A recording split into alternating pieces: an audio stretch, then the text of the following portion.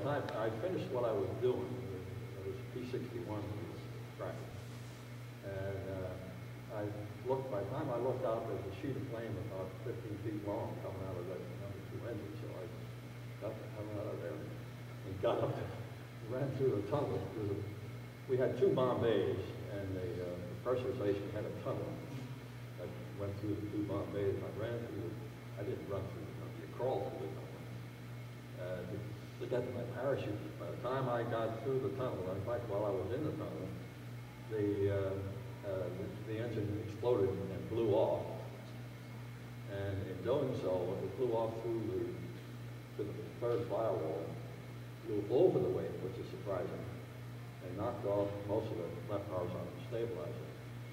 And by the time I got out of the tunnel, the 2 pilots were standing, pulling on the wheel, trying to lift the left wing because we had all that drag.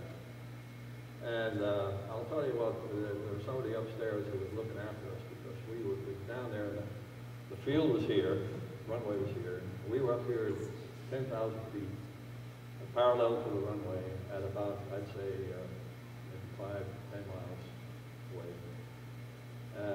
But we couldn't do anything but make left turns. So at first we were going to bail out. Pilot told me, Charlie Gibson, said, you know, if you want to bail out, go ahead and bail out. And we all prepared to do that. And I never thought I'd be ready to bail out, but I was ready to bail out. But it turned out we didn't have to. We were at the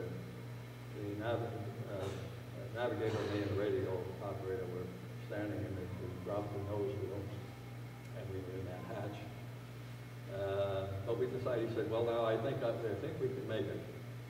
So nobody bailed out, we all stayed. And it was a miracle. He landed that thing, what we were afraid of. But if you think about it, it was a blessing that the engine blew off. Had it not blown off, it would have caught on fire and blown up. So that was a big blessing. We didn't realize it at the time, but we were lucky that that happened. We landed okay, and we got the devil out of there. When we landed, we scooted like crazy, and people are running toward us, and we're saying, don't go near that, it's like a floor. An interesting story about that, I had a navigator's Hamilton Standard watch that the GI issued.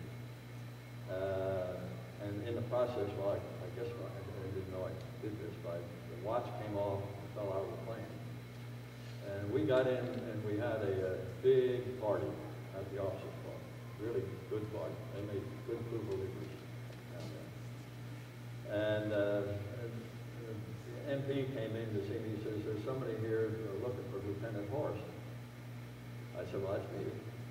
And my watch had dropped out of the plane, landed in a sugarcane field, and a Puerto Rican sugarcane worker found it and brought it to the gate, and I got my watch back. That's it.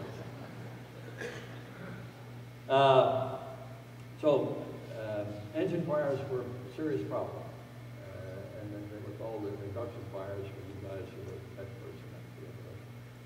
And as I understood it, what it was when the engine backfired, it could blow a plane back into the fuel system. The other problem was overheating cylinder head,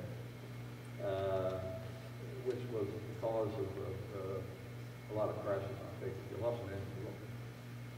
If you hiccup on takeoff on a B-29 when you were loaded, you were dead. You just not going to make it. So we had a rule starting back in Grand Island that from the time you started your first engine until you took off could not exceed 15 minutes.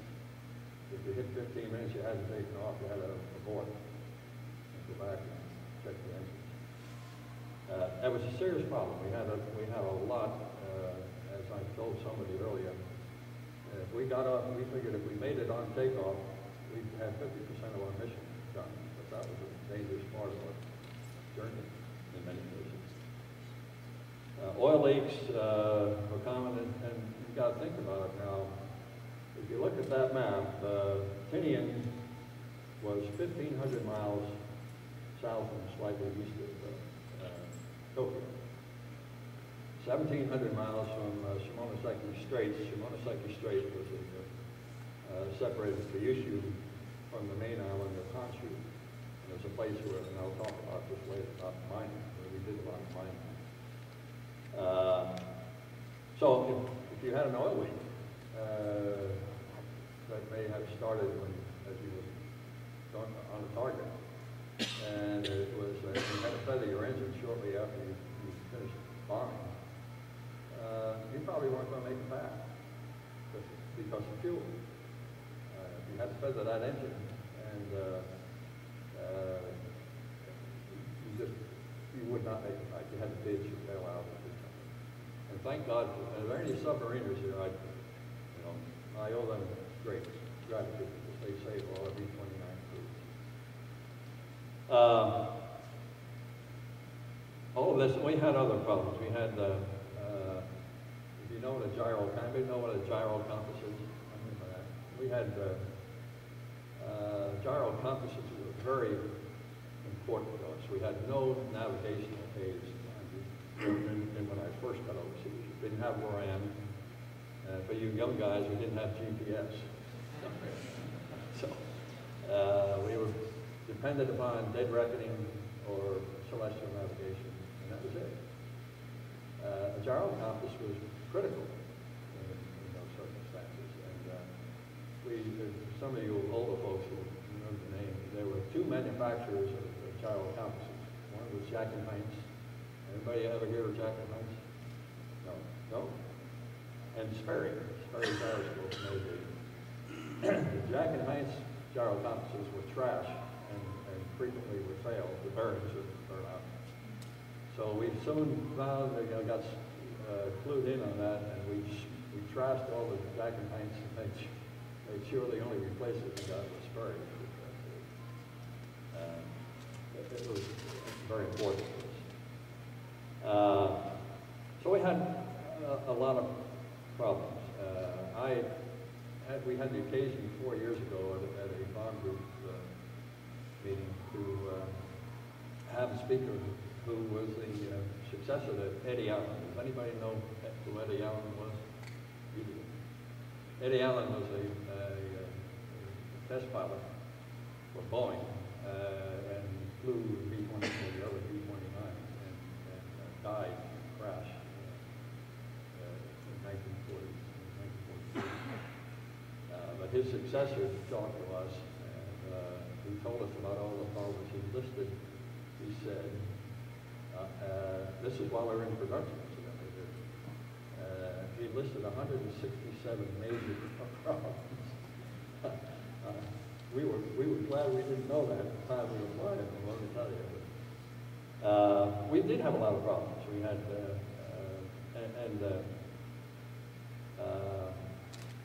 one of the things we had, bomb miner. They weren't minor when if you had a bomb bay door failure, if bomb bay doors open and wouldn't close, that was a big problem because of fuel. If you had a navigation failure, if something happened, if your compass got shut out, or you had other problems, or the weather closing on you, you could be the navigation was critical.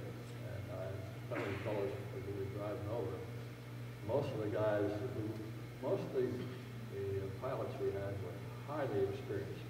I don't know any airplane commander who had less than 2,000 hours. Many of them, 4 of them that I know of, who were in my squadron, had flown a mission, had flown a tour in Europe, either at B-17s or B-24s. So these guys were pretty doggone good. But not many of them had ever flown long distances over water. And I'll tell you what, one of the things they had great respect for was a navigator all of a sudden when we got to fly 1,500 miles over water. So, anyway, so that was a problem. One of the things that I learned later, we didn't know at the time, is that 50% of the losses that the 21st Bomber Command, that was all